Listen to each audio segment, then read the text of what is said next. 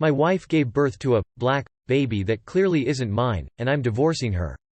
But I'm worried about the relationship between my two kids and their new half-sister.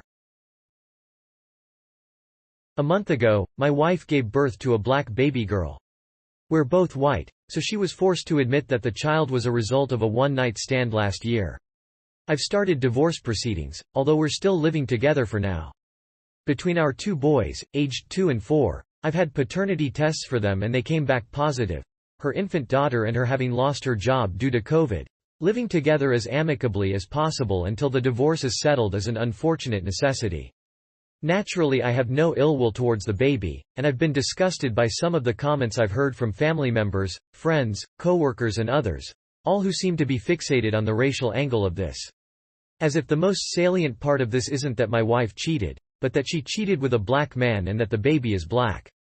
What really worries me is that my two sons might pick up on these narratives. They're too young to really understand what's happening now, but I'm worried that as they grow to understand the situation that they might grow to resent their half-sister for breaking up their parents' marriage.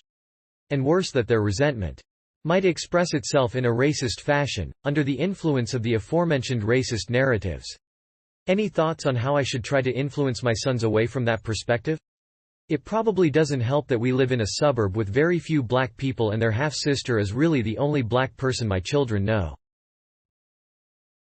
I'm no parent, but I think telling the boys to love their sister no matter what would do the situation some good. Or at least to keep that message consistent through their upbringing.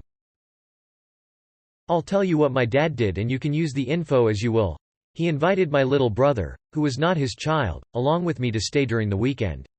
My brother wasn't the product of infidelity or anything, he's just my half-brother.